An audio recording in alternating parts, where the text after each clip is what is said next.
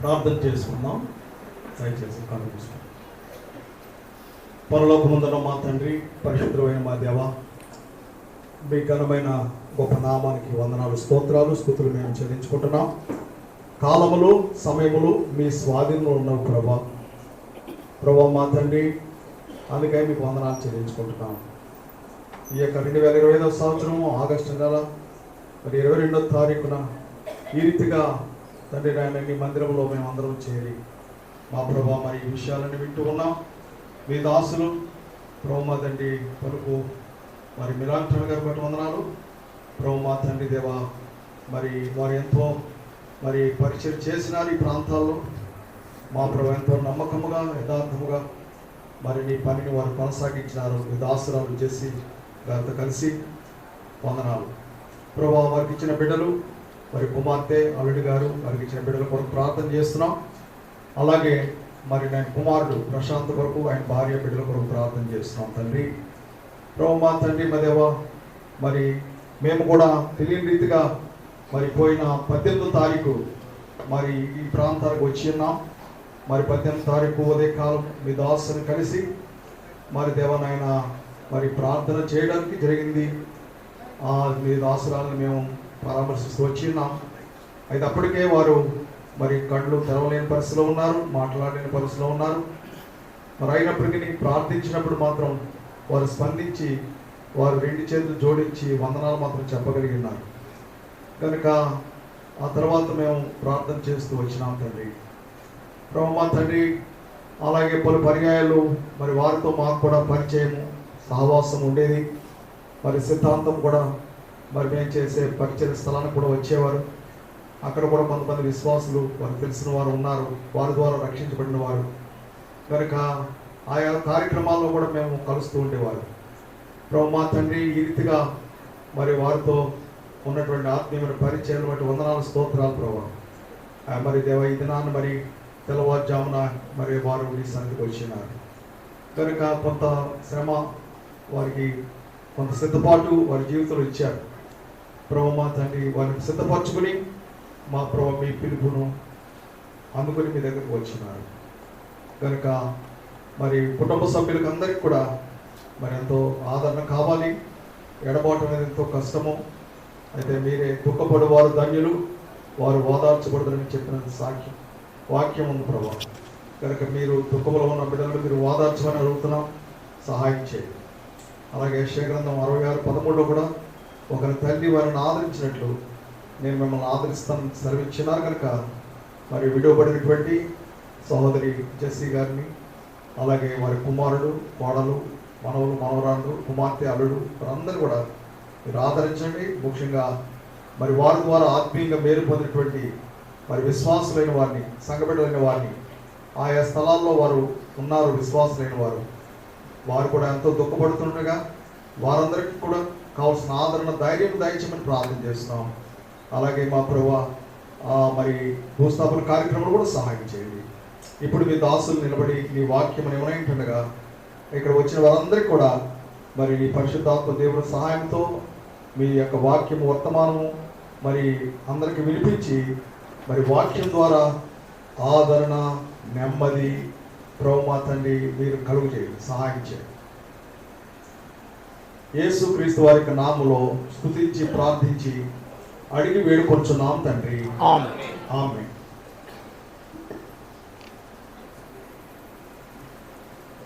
సమయంలో కలుపుకొని వచ్చినటువంటి దేవుడి గారికి కొద్ది సమయం వాక్యం పంచుకుంటాం.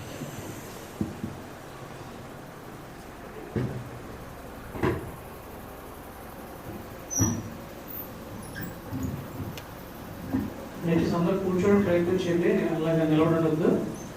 చైర్స్ ఉంటే చైర్స్లో కూర్చోండి, లేకపోతే మందిరంలో ప్లేస్ ఉంది కూర్చోండి. మీకు వాక్యం చెప్పడం ఎవరు చూడడానికి రావద్దు. వాక్యం అయిన తర్వాత చూడడానికి తప్పకుండా మీకు అవకాశం ఉంటుంది. దయచేసి శ్రద్ధగా మన వాక్యం విందాం.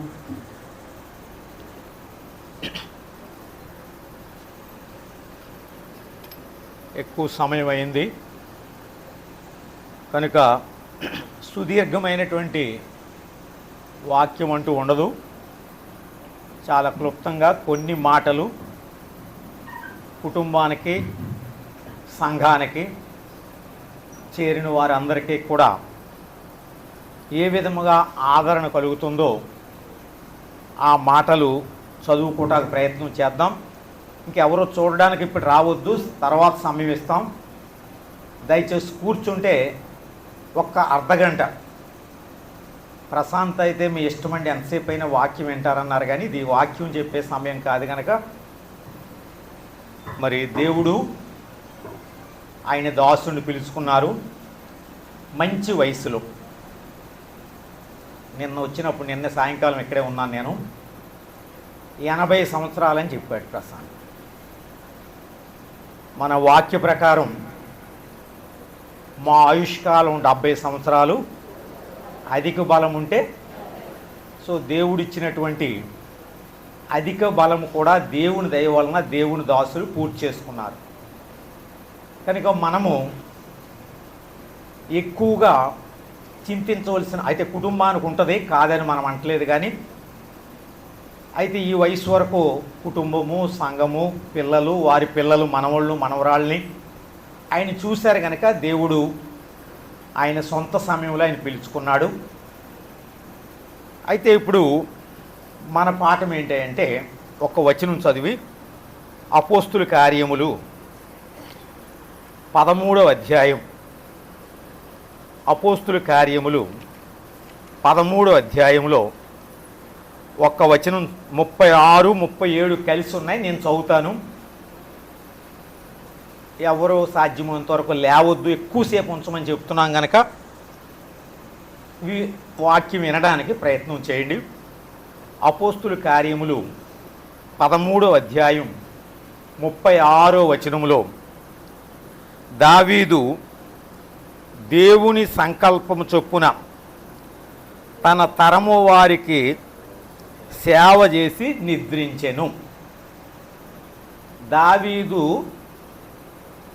దేవుని సంకల్పం చొప్పున తన తరము వారికి సేవ చేసి నిద్రించెను. సో దావీదును దేవుడు లోకములో కొంతకాలం అనుమతించిన తర్వాత సేవ చేసేదాని కొరకు ఆ తరువాత ఆయన్ని దేవుడు పిలుచుకున్నాడు.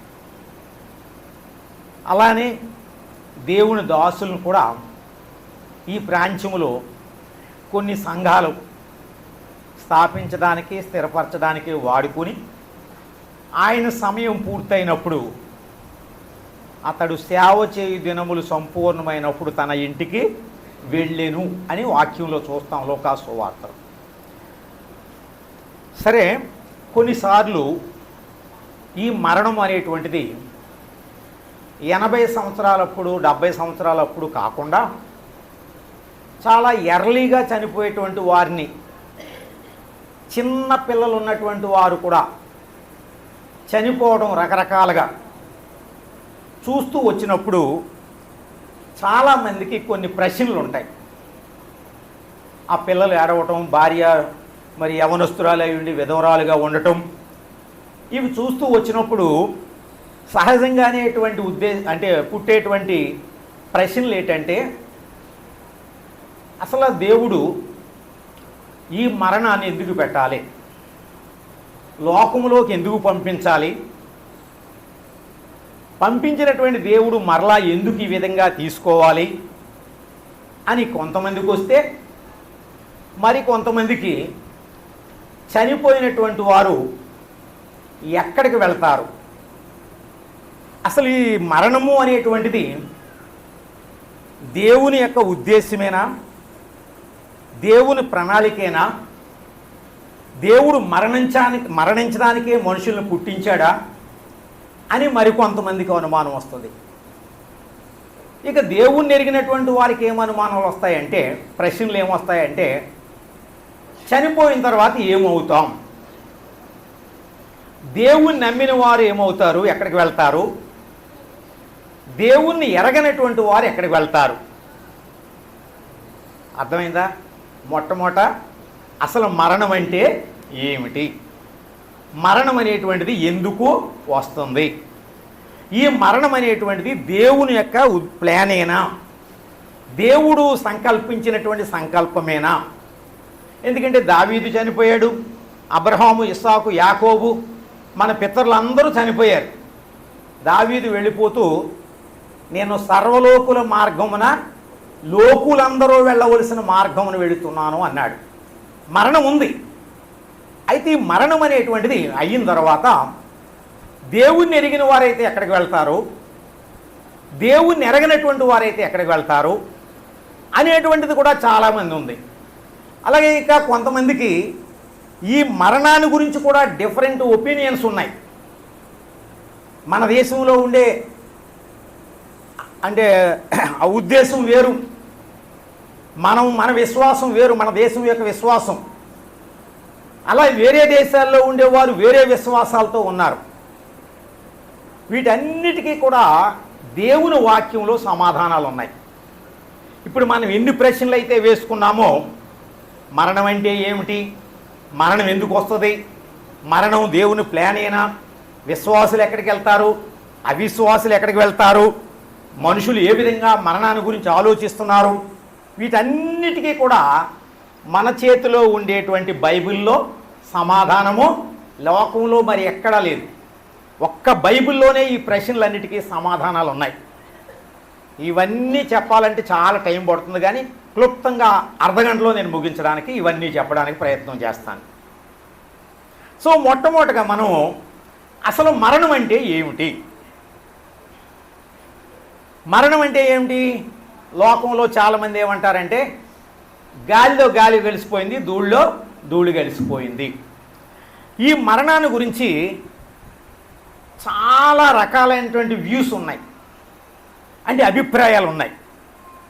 ఉదాహరణ కొరకు మన దేశంలో, మన హిందూ దేశంలో ఉండేటువంటి ఒపీనియన్ ఏంటంటే మరణం అంటే ఇది ఒక సైకిల్.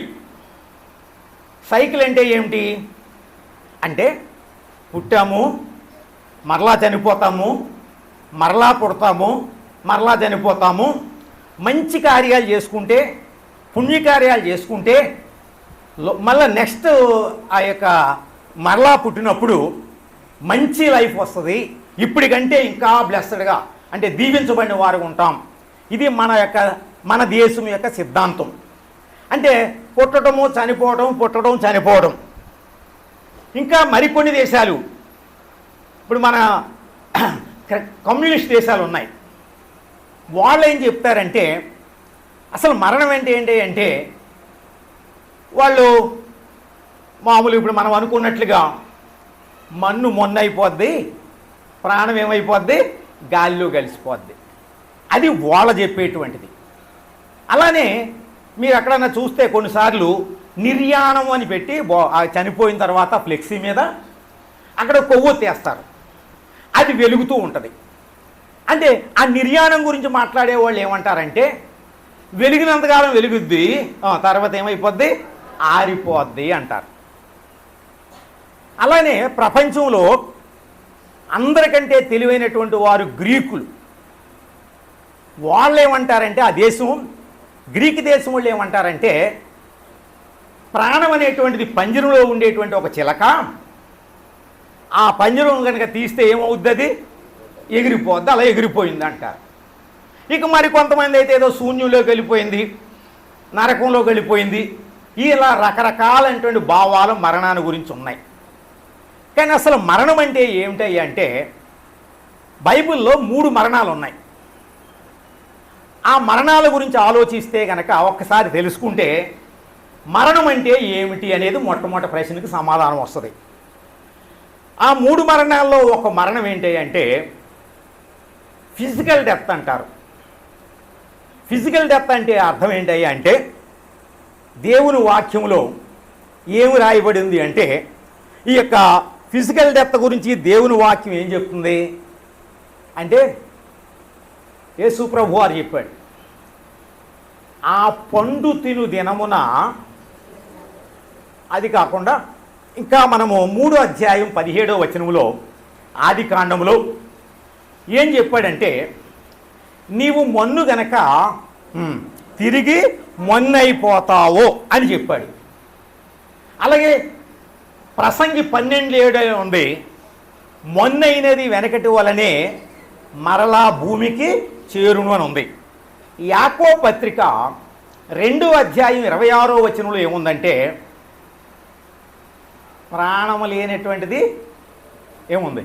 ప్రాణము లేని శరీరం మృతము. సో మొట్టమొదట ఫిజికల్ డెత్ అంటే మామూలు శారీరకమైనటువంటి మరణం అంటే ఏంటంటే మనలో ఉండేటువంటి ప్రాణము వేరు కావటం. దేవుడు మనలో ఏం పెట్టాడు? ప్రాణం పెట్టాడు. మన శరీరము 3 భాగాలుగా ఉంటుంది. ఒకటి శరీరము, రెండోది ప్రాణము, మూడోది ఏంటి? ఆత్మ. ఇప్పుడు ఈ మొదటి మరణం ఏంటి అంటే ఫిజికల్ డెత్ అంటే అర్థం ఏంటి అంటే మనలో నుండి ఏమైపోతుంది? ప్రాణము వెళ్ళిపోయి అది నీరైపోతుంది. ప్రాణం పోయి నీరైపోతుంది. ఇది అందరికీ వస్తుంది. మనమేమి చూస్ చేసుకోక్కర్లేదు, మనమేమి కోరుకోక్కర్లేదు, దాని కొరకు మనం ఏమి చేయనక్కర్లే. అందరికీ కూడా ఈ మరణం వస్తుంది. ఇది శారీరకమైనటువంటి మరణం.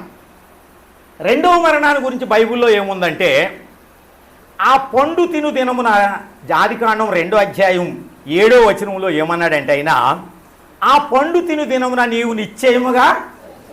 ఇదేం మరణం? పండు తిన్న వెంటనే తను ఏమన్నా చనిపోయాడా? మరి దేవుడు ఎందుకు చెప్పాడు? ఆ పండు తిను దినమున నీవు నిశ్చయముగా. అది దాన్ని ఏమంటారంటే ఆత్మీయమైనటువంటి మరణం. అంటే అర్థం ఏంటి అంటే ఆత్మీయమైన మరణం. రెండోది స్పిరిచువల్ డెత్ అంటే ఏంటంటే దేవునితో ఉండేటువంటి ఐక్యత కోల్పోతాం, దేవునితో ఉండేటువంటి సహవాసం కోల్పోతాం, దేవునితో ఉండేటువంటి సంబంధం కోల్పోతాం. బాగానే ఉంటాము, ఆరోగ్యంగా ఉంటాం, అన్ని పనులు చేసుకుంటాం, కానీ శారీరక మరణంలో ప్రాణం పోయింది కనుక ఏమీ చేయలేము, అలాగే పడి ఉంటాము. కానీ ఈ ఆత్మీయమైనటువంటి మరణంలో ఏమవుతుందంటే అన్ని పనులు చేసుకుంటాం, కానీ మనలో ఎవరుండరు? దేవుడు ఉండడు, దేవుని ఆత్మ ఉండదు. ఇది ఇక్కడ మనం చూస్తుంటాము. దాన్ని ఆత్మీయమైనటువంటి మరణం అని ఉంది. నేను 3వ మరణం గురించి కూడా చెప్పాను. ఆ 3వ మరణం ఏముందంటే ప్రకటన గ్రంథంలో ఆ మాట ఉంటుంది. ప్రకటన గ్రంథం 20వ అధ్యాయంలో ఆ 3వ మరణాన్ని గురించి అక్కడ ఏం రాస్తాడంటే 14-15 వచనాలు చదువుతున్నాను. అనేకమైన వచనాలు చదవాలి, కానీ సమయం కదా, ముందే చెప్పాను నేను. ప్రకటన గ్రంథం 20వ అధ్యాయం. ఇది ఎటర్నల్ డెత్ అంటారు దీన్ని. అంటే నిత్య మరణము. మొదటిది శారీరకమైన మరణము, రెండోది ఆత్మీయమైన మరణం, మూడోది నిత్యమైనటువంటి మరణం. ఏంటంటే ఇది మరణమును మృతుల లోకమును అగ్నిగుండములో వేయబడెను. సో అగ్నిగుండంలో పోవడం అనేటువంటిది ఏంటి? ఏ మరణం అది? 3వ మరణం. అంటే మనం మామూలుగా అయితే దేవుని దృష్టిలో 2వ మరణం. ఇది ఫిజికల్ డెత్, స్పిరిచువల్ డెత్. మూడోది యూనివర్సల్ డెత్. ఏంటంటే అక్కడ మనం చూస్తున్నాము ఈ అగ్నిగుండం అనేటువంటిది. అక్కడ రాస్తాడు, ఎవని పేరైనను జీవగ్రంథమందు రాయబడినట్లు కనబడని ఎడల వాడు అగ్నిగుండములో. ఇది నిత్యమైనటువంటి మరణం. యుగయుగాలో కూడా అగ్నిలో ఉంటారు. అయితే ఈ మరణం అనేటువంటిది ఎందుకు వచ్చింది? దేవుడు మరణం కొరకు మనల్ని పుట్టించలేదు, దేవుడు చనిపోవడానికి మనల్ని పుట్టించలేదు. దేవుని ఉద్దేశం ఏంటి అంటే మా మనుషులు చేసినప్పుడు ఆదికాండం 1వ అధ్యాయం 26లో అంటాడు, మన స్వరూపమందు మన పోలిక చెప్పున నరులము చేయుదమని చెప్పుతూ వారు ఫలించి అభివృద్ధి పొంది విస్తరించి భూమిని. ఇది దేవుని ఉద్దేశం. దేవుడు ఎందుకు మనుషులు, అది దేవుని ఉద్దేశం, అది దేవుని యొక్క తలంపు. అందుకనే మనం ఎరుగుదాం. ఆ ఏదైనా తోటలో 2 వృక్షాలు పెట్టాడు. ఏమిటా 2 వృక్షాలంటే ఒకటిది ఏంటండి? మంచి చెడ్డల తెలివినిచ్చేటువంటి వృక్షం. రెండోది ఏంటది? జీవవృక్షం. ఆ జీవవృక్షం తిన్న వాళ్ళు ఎప్పుడూ జీవిస్తారు. వాటిని తినమన్నాడు దేవుడు.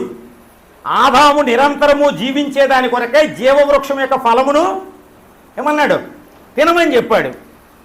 చనిపోకుండా ఉండాలంటే ఆ మంచి చెడ్డల తెలివినిచ్చే వృక్షాన్ని మాత్రం, ఫలం మాత్రం నువ్వు అర్థమవుతుందా మీ అందరికీ?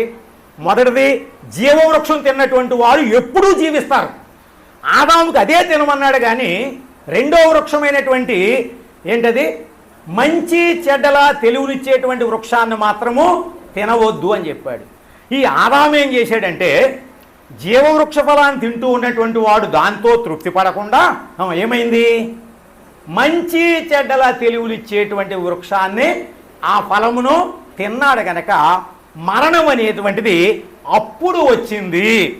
ఎందుకు మరణము వచ్చింది అనేటువంటిది కనుక మనం చూస్తూ వస్తే, అవిధేయతను బట్టి మరణం వచ్చింది, పాపమును బట్టి లోకంలోకి మరణం వచ్చింది. అది దేవుని యొక్క ప్లాను కాదు. మనం చనిపోవడం అనేటువంటిది దేవుని ఉద్దేశం కాదు. లోకంలో మనల్ని పుట్టించి, లోకంలో మనకి ఈ ఎమోషన్స్ అన్నీ ఇచ్చి, ఈ బాంధవ్యాలు ఇచ్చి, బంధుత్వాలు ఇచ్చి, భార్య భర్త బిడ్డలు అన్నదమ్ములు అక్క చెల్లెళ్ళు తండ్రి కూతుళ్ళు ఇవన్నీ ఇచ్చి, ఇది ఏదో రోజుని తెంపేయడానికి దేవుడు మనల్ని పుట్టించలేదు. ఆయనతో సదాకాలం ఉండేదాని కొరకై, ఆయనతో సహవాసం చేసేదాని కొరకై దేవుడు మనల్ని పుట్టించాడు. అయితే ఏమైంది, ఆదాము దేవుని మాట విననటువంటి కారణం చేత, దేవునికి లోబడనటువంటి కారణం చేత లోకములోకి మరణం అనేటువంటిది వచ్చింది. మనం చదువుతాం, పాపము వలన వచ్చు జీతము, చదవండి ఎవరైనా ఇప్పుడు.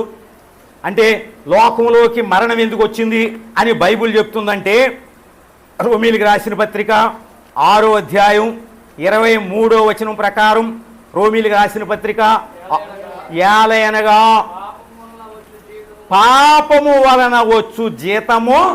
సో మరణం ఎందుకు వచ్చింది లోకంలోనికి ఇప్పుడు చెప్పాలి.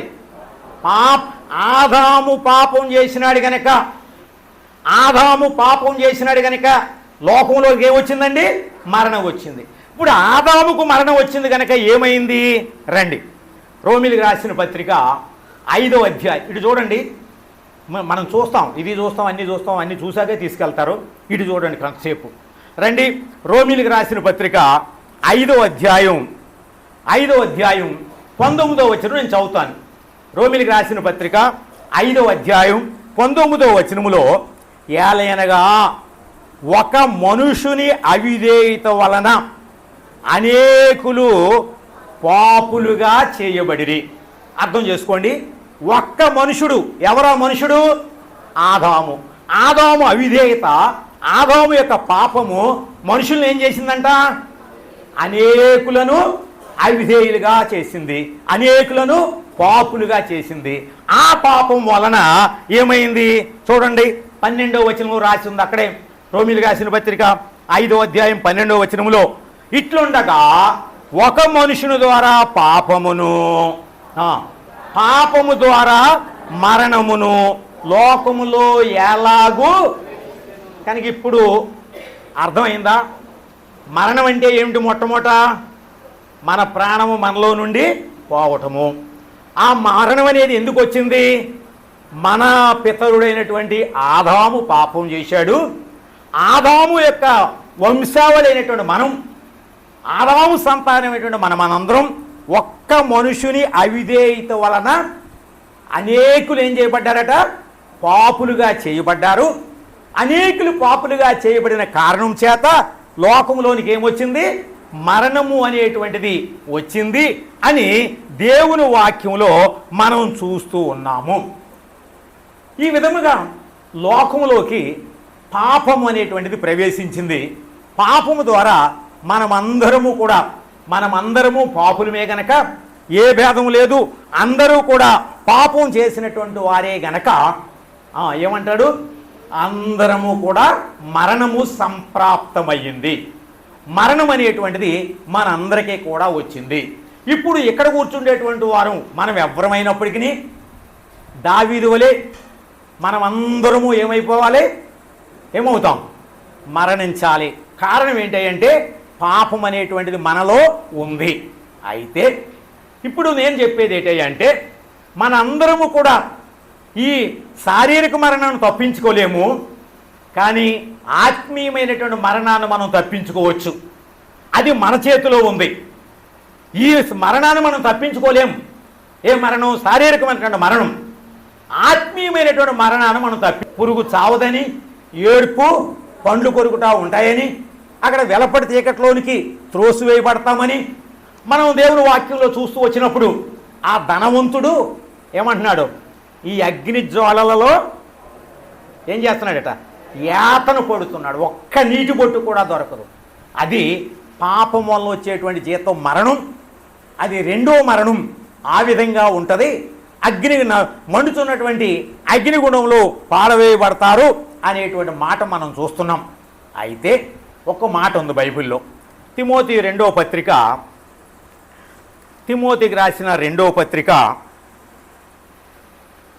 1వ అధ్యాయం 9వ వచనం ఆఖరు భాగంలో ఏముందంటే, తిమోతికి రాసిన రెండవ పత్రిక 1వ అధ్యాయం 9వ వచనం ఆఖరు భాగంలో ఎవరైనా చదవండి, గట్టిగా చదవగలిగిన వాళ్ళు. ఆ క్రీస్తు, ఆ మాట జాగ్రత్తగా వినండి, తీయపోయినా పర్లేదు వినండి. ఆ క్రీస్తు యేసు మరణమును నిరర్ధకము చేసి జీవమును అక్షయతను సువార్త వలన వెలుగులోనికి. సో ప్రపంచంలో మనం ఎరుగుదాం, రాజ్యాలు జయించిన వారు ఉన్నారు. అవునండి, రాజ్యాలు జయించారు. ఆయన అంటాడు, హిట్లర్ ఆకాశానికి ఎవరైనా నిచ్చినేస్తే దేవుణ్ణి కూడా జయిస్తా అన్నాడు. ఎందుకంటే భూలోకం అంతా కూడా ఆయనకి అయిపోయింది. సింహాలు జయించిన వారు ఉన్నారు. ఎవరు? సింహాలని మనం ఎరుగుదాం. సంసోన్ సింహాన్ని చంపించాడు, దానియేలుని ఏం చేయలేదని. సో రాజ్యాలు జయించిన వారు ఉన్నారు, సింహాలు జయించిన వారు ఉన్నారు, ఇంకేదైనా జయించిన వారు ఉన్నారు. కానీ అందరూ ఎవ్వరూ కూడా జయించలేనిది ఏంటది? మరణం. దావీదు గొప్ప మహారాజు, లోకులందరూ వెళ్ళవలసిన మార్గము అన్నాడు. భక్తుడు ఒక ఆయన ఉన్నాడు, యెహోషువ. ఆయన the first commander, military commander. 31 మంది రాజులను జయించాడు, 31 రాజ్యాలు జయించాడు. ఆయన ఏం చెప్తున్నాడో చూడండి. యెహోషువ గ్రంథం. అంటే మనం ఎవ్వరము కూడా మరణాన్ని జయించలేము. వాళ్ళ కమాండర్స్ అయినా సరే, రాజులైనా సరే, అధికులైనా సరే, గనులైనా సరే, ఎవ్వరు కూడా మరణాన్ని జయించలేరు. చూడండి, యెహోషువ చెప్తాడు 23వ అధ్యాయంలో, యెహోషువ గ్రంథము 23వ అధ్యాయంలో ఆ గొప్ప ఆయన ఏం చెప్తున్నాడు? 14వ వచనంలో, యెహోషువ 23:14, నేడు నేను సర్వలోకుల మార్గమున. సో మరణం అనేటువంటిది సర్వలోకులు వెళ్ళవలసిన మార్గం. మరణం అనేటువంటిది లోకులందరూ వెళ్ళవలసిన మార్గం. అందుకనే దావీదు కీర్తన 89:48లో రాస్తాడో, మరణము చూడకుండా బ్రతుకు నరుడు ఎవరు? ఇది లోకానికి ప్రశ్న. మరణం చూడకుండా బ్రతికే నరుడెవరు? వాళ్ళకి తెలియదు. సమాధానం లేదు. ప్రశ్న అయితే ఉంది, కానీ ప్రశ్న అయితే ఉంది. చాలా ప్రశ్నలు ఉన్నాయి వాళ్ళకి. 5 ప్రశ్నలు నేను చూపించవచ్చు. ఇప్పుడు 2 చూపిస్తాను చూడండి. ఇది మొదటి ప్రశ్న, మరణము చూడకుండా బ్రతుకు. గుర్తుపెట్టుకోండి. తర్వాత యోబు గ్రంథం 14వ అధ్యాయం, అక్కడ 2 ప్రశ్నలు ఉన్నాయి. యోబు గ్రంథం 14వ అధ్యాయం 10వ వచనంలో, యోబు గ్రంథం 14వ అధ్యాయం 10వ వచనంలో ఇంకో ప్రశ్న ఉంది ఈ మరణాన్ని గురించి.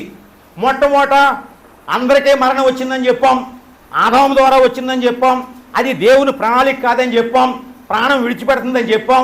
దేవుని ఈ లోకంలో ఉండగా మనము ఆత్మీయమైన మరణం కనుక పొందితే నిత్య మరణంలోకి వెళ్ళవలసిందని చెప్పుకున్నాం. ఇప్పుడు ఏం చూస్తున్నామంటే ఈ మరణాన్ని గురించినటువంటి కొన్ని ప్రశ్నలు చూడండి. 14వ అధ్యాయం 10వ వచనం చదువునాను. 14:10, నరులు మరణమై కదలలేక పడియుందురు, నరులు ప్రాణం విడిచిన తర్వాత. ఇది రెండో ప్రశ్న. మొదటి ప్రశ్న ఏంటండి? మరణము చూడకుండా బ్రతికే నరుడు ఎవరు? రెండో ప్రశ్న ఏంటంటే ఇక్కడ రాస్తాడు ఏమని? ప్రాణము విడిచిన తర్వాత. చెప్పండి, మీకు బైబిల్లో లేదా ఏంటి? 10వ వచనం. ప్రాణము విడిచిన తర్వాత వారు ఏమైపోదురు? రెండో ప్రశ్న. మూడో ప్రశ్న కూడా అక్కడే ఉంది కనుక చదివిస్తున్నాను.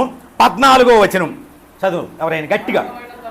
మరణమైన తరువాత ఈ 3 ప్రశ్నలకి సమాధానం వస్తే ఏ మనుషుడైనా సరే ధన్యుడు లోకంలో. ఈ ప్రశ్నలు ఇలాగే ఉండి చనిపోతే అంతకంటే దౌర్భాగ్యుడు ఎవరు లేరు. ఏంటి మొదటి ప్రశ్న ఏంటండి? మరణము చూడకుండా బ్రతికే నరుడు ఎవరు? రెండవది ఏం చెప్పుకుంటున్నాం మనము? మరణమైన తర్వాత వారు ఏమైపోతారు. మూడో ప్రశ్న ఏంటది? మరణమైన తరువాత నరులు. ఇప్పుడు మరలా తిమోతి 2వ పత్రిక 1వ అధ్యాయం 9వ వచనంలోకి వస్తే ఈ ప్రశ్నలన్నిటికీ కూడా మనకు సమాధానం దొరుకుద్ది. తిమోతి 2వ పత్రిక 1వ అధ్యాయం 9వ వచనం ఆఖరు భాగంలో ఏముందంటే, ఆ క్రీస్తు యేసు మరణమును నిరర్ధకము చేసి జీవమును అక్షయతను సువార్త వలన. సో ఈ మరణాన్ని జయించినటువంటి వారు, మరణము చూడకుండా బ్రతికే నరులు ఎవరు అనేటువంటి ఉంటే ఆయన ఒకే ఒక్క ఆయన ఉన్నాడు. ఎవరండి ఆయన? ఎవరైనా ప్రభు అయినటువంటి యేసు క్రీస్తు వారు. మనం ఎరుగుదాం, ఆయన లోకంలో జీవించాడు, అద్భుతాలు చేశారు, ఆశ్చర్యకార్యాలు చేశారు, గుడ్డువారికి చూపు, మూగవారికి మాట, కుష్ఠరోగులు స్వస్థత.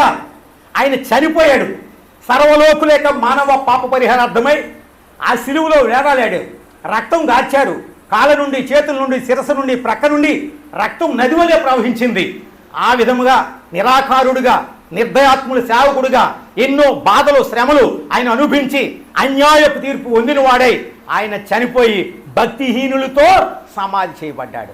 అయితే మనం చదువుకునేది ఏంటంటే, ఆ క్రీస్తు యేసు ఏం చేశాడట? మరణమును నిరర్ధకం. అంటే ఏంటి దాని అర్థం? నిరర్ధకం చేయటం అంటే ఏంటి? దాన్ని జయించాడు. కనుకనే ఆయన సమాధిలోనే ఉంటే మనం అసలు ఇక్కడ కూర్చోవలసిన పనే లేదు, ఈ భక్తే లేదు. మరి ఏమైందంటే ఆయన సమాధిని జయించాడు. ఓ మరణమా నీ ముల్లెక్కడా, ఓ సమాధి నీ విజయం ఎక్కడని చెప్పి 3వ దినాన్న ఆయన మృత్యుంజయుడై తిరిగి లేచాడు. లేవడం కాదు, అనేకులకు ఆయన కనిపించాడు, రుజువుపరుచుకున్నాడు. కనుక ఇప్పుడు మన పాఠం ఏంటి అంటే, అందరము చనిపోతాం, ఏ విధమైన అనుమానం లేదు, అందరిలోనూ పాపం ఉంది గనక రక్తమాంసాలు కలిగినటువంటి వాళ్ళం అందరము చనిపోతాం. అయితే యేసు ప్రభు ఆ విధంగా చనిపోయి సమాధి చేయబడి తిరిగి లేచినాడు కనుక ఆయన ఒక మాట చెప్పాడు. యోహాను సువార్త 11వ అధ్యాయం 25వ వచనంలో ఒక మాట ఏం చెప్పాడంటే, ఆయన యోహాను సువార్త 11వ అధ్యాయం 25వ వచనం ప్రకారం ఆయన అంటాడు, యేసు పునరుత్థానమును. ఏమిటిది పునరుత్థానం అంటే? ఏమిటి? తిరిగి లేవటం, సమాధిని జయించటం, సమాధిలో నుండి బయటికి రావటం. కనుక ఇప్పుడు అంటాడు, పునరుత్థానమును జీవమును నేనే, నా యందు విశ్వాసముంచువాడు చనిపోయినను. సో యేసు ప్రభు తిరిగి లేచినాడు కనుక ఆయన యందు ఎవరైతే విశ్వాసం ఉంచుతారో వారు ఏం చేస్తారటండి? చెప్పట్లేదు ఎవరన్నా. ఆయన అంటాడు, నా యందు విశ్వాసం ఉంచువాడు చనిపోయినను బ్రతుకును, బ్రతికి నా యందు విశ్వాసం ఉంచువాడు. అంటే ఒకసారి చనిపోతాం, చనిపోయిన తర్వాత బ్రతుకుతాం, బ్రతికిన తర్వాత ఇంక ఎప్పుడూ మనకి చావు ఉండదు. లోకంలో ఒక సామెత ఉంది, కమ్యూనిస్టులు ఏమంటారంటే, పుట్టుట గిట్టిటి కొరకే. కాదు, బైబిల్ అది ఒప్పుకోదు. మనం పుట్టింది చచ్చిపోవడానికి కాదు, మరెందుకు? సదాకాలం జీవిస్తాం. ఇప్పుడు దేవుని దాసులు ఒక భక్తుడు రాస్తాడు, death is nothing but it is change of address అన్నాడు. అంటే అర్థం కాదేమో, మరణం అంటే ఏమీ కాదు, అడ్రస్ మార్పు అన్నాడు అంతే. Death is nothing but change of address అంటే అర్థం ఏంటంటే, ఈ రోజు వరకు దేవుని దాసిన అడ్రస్ ఏంటంటే జొన్నలపాలెం లేదా వీరవాసరం మండలం అని చెప్తాం. నిన్నటిదనం రాత్రి ఏమైంది, ఆయన అడ్రస్ చేంజ్ అయింది. ఇప్పుడు ఆయన ఎక్కడున్నారని చెప్తాం మనం? పరలోకంలో. ఎవరి దగ్గర? అది జస్ట్ చేంజ్ అయిందంతే. ఇది చూసారా? ఈ విధముగా మనము వాక్యంలో చూస్తూ వచ్చినప్పుడు యేసుక్రీస్తు వారు మరణాన్ని నిరర్ధకం చేశాడు గనక ఆయన ఏమంటాడంటే, పునరుత్థానమును జీవమును నేనే అని చెప్పుతూ, నా యందు విశ్వాసముంచు వాడు చనిపోయినను బ్రతుకును, బ్రతికిన తర్వాత మరలా ఎప్పుడు. సో ఇప్పుడు ఆయన ఈ రోజున, ఇప్పుడు నిన్నటి వరకు రకరకాలైనటువంటి వ్యాధులు ఉన్నాయి, రకరకాలైనటువంటి బాధలు ఉన్నాయి, కష్టాలు ఉన్నాయి, మన అందరికీ ఉన్నాయి. ఏమో మీకేమో తెలియదు కానీ 60 ఏళ్ళు దాటిన తర్వాత కళ్ళు 2 ఆపరేషన్ చేయించుకోవాల్సి వచ్చింది, పళ్ళన్నిటికీ రూట్ కెనాల్ చేయవలసి వచ్చింది, రోజు 3 నెలలకు 6 నెలలకి గుండు చెక్ చేయించుకోవాల్సి వస్తుంది, ప్రతి అవయవము గుండు బాగానే ఉందిరా బాబు ఉండేటప్పుడు కాడేమో లివర్ పెరిగింది అంటున్నాడు, లివర్ బాగానే ఉందన్నప్పుడు కిడ్నీ పని చేయట్లేదు, రోజు హాస్పిటల్కి వెళ్ళాలి, కనీసం నెలకు ఒకసారన్నా. ఇంత గట్టిగా అరిచే నాకే ఉంటే పాపం కింద మీకు ఇంకా కదా. ఇవన్నిటికీ ఫుల్ స్టాప్ ఏంటంటే death is the entrance to the heaven. పరలోకానికి ప్రవేశం ఏది? ఈ మందిరానికి గేట్ ఎలాగుందో పరలోకంలోకి వెళ్ళాలంటే గేట్ ఏంటి? ఇప్పుడు ఒక ప్రశ్న ఏంటంటే, పరలోకంలోకి ఎవరు వెళ్తారంటే అందరూ చేతులు ఇస్తారు. ఈ రోజున చనిపోతాక ఎంతమంది సిద్ధంగా ఉన్నారంటే, ఆ పదం ఎత్తకండి బాబు అని వారు మా ఆఫీసులో. నేను 5 అయిపోయిన తర్వాత బతికుంటే రేపు కలుద్దామరంటే ఆ మాట అంటే కోపం వచ్చేది కొంతమందికి. ఎందుకు? తదాసు దేవతలు ఉంటారు, బ్రతుకుంటే మరి ఎలాగెళ్తాం పరలోకంలోకి? పరలోకంలోకి వెళ్ళాలంటే ఏం చేయాలి? తప్పనిసరిగా ఆ ధన్యత ఎవరికి ఇచ్చారు? దేవుడు. అలాగని మనం చనిపోకూడదుమా? చూసారా, ఆయన పిలుచుకున్నాడు, ఆయన పరలోకంలో ఉన్నారు. ఇక్కడ యేసు ప్రభు మరణాన్ని నిర్ధకం చేసినట్లుగానే ఆయన్ని నమ్మిన వారు, ఆయన్ని అంగీకరించిన వారు, ఆయన విశ్వాసం ఉంచిన వారు, ఆ రక్షణ మారు మనసు బాప్తిసం పొందిన వారు ఆయన లేచినట్లుగా వాళ్ళు కూడా తిరిగి, ఈ నిరీక్షణ ఎంతమందికి ఉందో ఇక్కడ నాకు తెలీదు. సరే, దేవుని దాసులు ఆయన పరిచర్యను ముగించుకున్నారు, ఆయన సంఘాలు ఆయన స్థాపించారు, ఆయన కొంతమంది సేవకులను సిద్ధం చేశారు, ఆయన వెళ్ళిపోయారు. నీ సంగతి ఏంటి? ఈ రాత్రి, ఈరోజు, రేపు, ఎల్లుండ అది కరోనానో సునామీనో లేకపోతే భూకంపనో యుద్ధమో ఏ పాకిస్తానోడో వేస్తే నీ పరిస్థితి ఏంటి? ఇది ఇప్పుడు ఆలోచించుకుని బయటకు వెళ్ళండి ఎవరైనా సరే. ఎందుకంటే యేసు ప్రభు ఒక్కడే మరణమును నిరర్ధకం చేసిన వాడు. కనుకనే దేవుని వాక్యంలో 2-3 వచనాలు చదివించేసి నేను ముగిస్తాను. ఏంటది? దేవుని వాక్యంలో ఈ మరణాన్ని గురించి రాయబడిన మాట ఏంటి? ఓ భక్తుడు డిఎల్ మూడీ గారు ఇలా రాస్తాడు. ఆయన షిప్లో వెళ్తున్నారట. షిప్ అంటే ఇది వరకు మరి ఇవి లేవు కదా, ఇప్పుడుండే ప్రయాణ వెళుతుంటే కొంత దూరం ఆయన అమెరికా నుండి ఇంగ్లాండ్కు పోతుంటే మధ్యలో షిప్ సింక్ అవుతుంది. అంటే రంధ్రం పడింది, ఏమవుద్ది? మునిగిపోవటానికి రెడీగా ఉంది. అందరూ ఎప్పుడు గుర్తు చేసుకునే వాళ్ళు పరీక్షల ముందు గుడి చుట్టూ తిరుగుతారు చూడండి మన వాళ్ళు, పాస్టర్ గారి దగ్గరికి వచ్చి ప్రార్థన చేయించుకున్నట్లుగా అందరూ కూడా ప్రార్థన చేసుకుంటుంటే ఈయన హ్యాపీగా నిద్రపోతున్నాడు. ఒక ఆయన వచ్చి అడిగాడు, mister moody, do you know the ship is sinking అన్నాడు. అంటే ఏంటి? అరే నువ్వు నిద్రపోతున్నావు, ఇదేంటి వాడేమవుతుంది తెలుసా నీకు అంటే ఐ నో అన్నాడు ఈయన. అంటే నాకు తెలుసు. మరి ఏందయ్యా లేచి ప్రార్థన చేసుకోవచ్చు కదండి. ఏముంది? వాడు వెళ్తే ఇంగ్లాండ్లో మా చిన్న కూతురు ఉంది అక్కడికి వెళ్తాను, వాడ మునిగిపోతే పరలోకంలో నా పెద్ద కూతురు ఉంది అక్కడికి వెళ్తాను అన్నాడు. అర్థమైందా మీకు? వాడ వెళితే కనుక ఇంగ్లాండ్లో ఎక్కడుంది, ఎవరున్నారు, నా చిన్న కూతురు ఉంది, ఆవిడ దగ్గరికి వెళ్తాను. ఒకవేళ ఏ కారణం చేతైనా వాడు మునిగిపోతే, నేను చచ్చిపోతే పరలోకంలో నా పెద్ద కూతురు ఉంది. అందుకని యాకోబు చనిపోతా అంటాడు, నేను నా పితరుల యొద్దకు వెళ్తున్నాను అంటాడు. నేను చచ్చిపోతున్నాను రా బాబు, ఫలానా లాకర్లో ఎంత ఉంది, ప్రో నోట్లు అక్కడ ఉన్నాయి, లేకపోతే అప్పులు ఎన్ని ఉన్నాయి, ఆస్తులు ఇక్కడ ఉన్నాయి, వాడు ఎంత ఇవ్వాలని చెప్పట్లే. రండి ఆదికాండం 49వ అధ్యాయం. ఏం చెప్తున్నాడండి అంటే భక్తులు ఎంత ధైర్యంగా వెళ్ళారండి మరణంలోనికి, ఎంత ధైర్యంగా మరణాన్ని ఆహ్వానించారు. ఆదికాండం 49వ అధ్యాయంలో మనం ఏం చూస్తాం? సరే, అతను అన్నాడు ముందు 29వ వచనంలో 49:29, తరువాత అతడు వారికి ఆజ్ఞాపించుతూ ఇట్లా నేను చెప్పండి, నా స్వజనుల యొద్దకు నేను. అది మన పితరులు ఎంతోమంది ఉన్నారు అక్కడ. అబ్రహాం ఉన్నాడు, ఇస్సాకు ఉన్నాడు, యాకోబు ఉన్నాడు, యోసేపు ఉన్నాడు, మోషే ఉన్నాడు. సో మనం చనిపోతే ఇప్పుడు దేవుని దాసులు ఎవరి దగ్గరికి వెళ్ళారు? అబ్రహాం, ఇస్సాకు, యాకోబులతో ఉండటం ఇష్టమా, ప్రసన్నంతో యాకోబుతోనూ ఉండటం ఇష్టమా? ఆయనకి ఎక్కడ ఉండాలని మనం ఆశపడతాం? నాకైతే ఇక్కడే ఉండాలని ఉంది. మా మనవడు పెళ్ళి అయ్యే వరకు కూడా, ఆడికి 3 ఏళ్ళు ఇప్పుడు, అంటే పెళ్ళికి ఇంక 20 ఏళ్ళు బతకాలి, ఇది మన ఆశ. కానీ ఈ బాధలు అక్కడ పోతే ఎవరున్నారు? అబ్రహాము. కనుకనే ఇక్కడ అంటాడు యాకోబు, నేను నా స్వజనుల దగ్గరికి వెళ్తున్నాను. చనిపోయాక ఏమైందంటే 33వ వచనం, యాకోబు తన కుమారులకు ఆజ్ఞాపించుడు చాలించి మంచం మీద తన కాళ్ళు ముడుచుకొని ప్రాణం విడిచి తన స్వజనుల యొద్దకు ఎక్కడికి వెళ్ళాడు? యాకోబు చనిపోయి స్వజనుల యొద్దకు వెళ్ళాడు. ప్రకటన గ్రంథం 14వ అధ్యాయం, త్వరగా ముగించేస్తా, అయిపోయింది. ప్రకటన గ్రంథం 14వ అధ్యాయం 13వ వచనం. ప్రభువునందు మృతి నందు మృతులు బ్లెస్డ్ అని ఉంటుంది ఇంగ్లీష్లో. ఆశీర్వదించబడిన వారట. ఎవరండి? మామూలుగా చచ్చిపోయిన వాళ్ళు అందరూ కాదు. ఎవరైతే తమ యేసు ప్రభువుని తన స్వరక్షకుడిగా స్వీకరించి మారు మనసు పొంది పాప క్షమాపణ పొంది యేసు రక్తములో కడగబడి పాప మరణ నియమాల నుండి తప్పించబడి రక్షణ బాప్తిస్మ యొక్క అనుభవం కలిగిన వారు ఉన్నారో వారి మరణాన్ని గురించి ఇక్కడ మనం ఏం చూస్తున్నామంటే ప్రభువునందు మృతి నందు మృతులు ధన్యులు. కారణం ఏంటి? ఎందుకు ధన్యులు?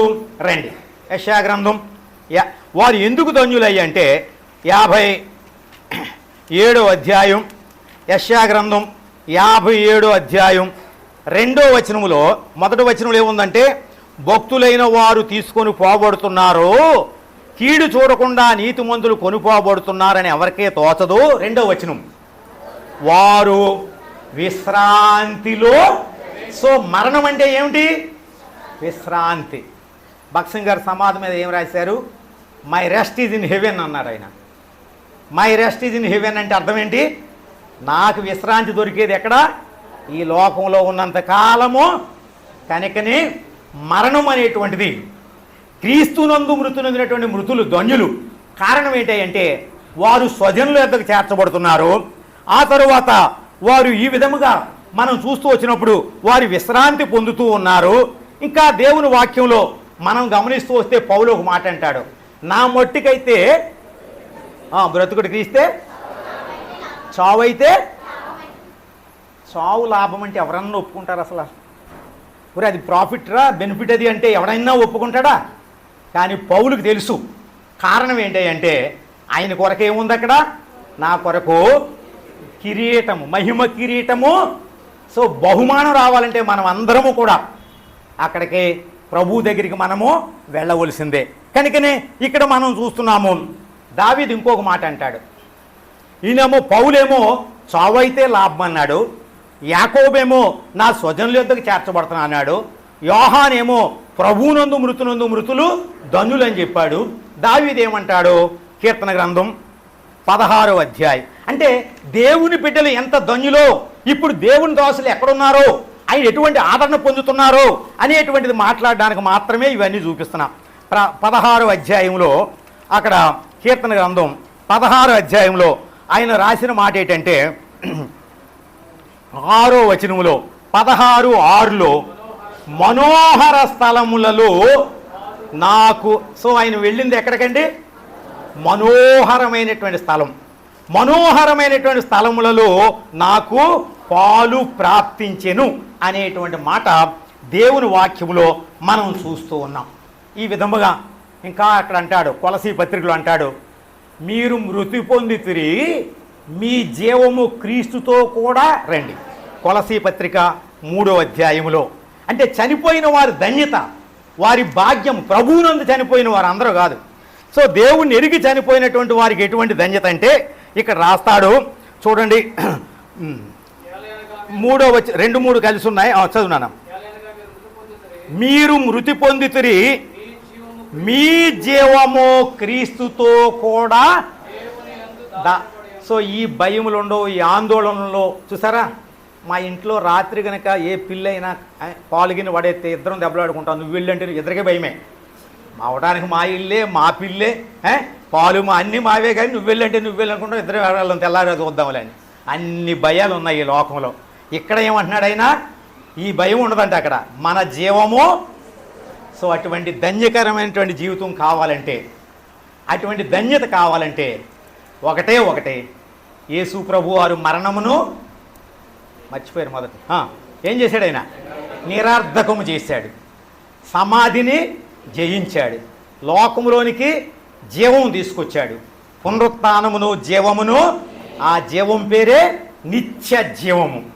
ఆ జీవము కనుక నువ్వు కలిగి ఉంటే ఈ రోజున భూమి మీద నువ్వు చనిపోయినా కానీ ధన్యుడివే.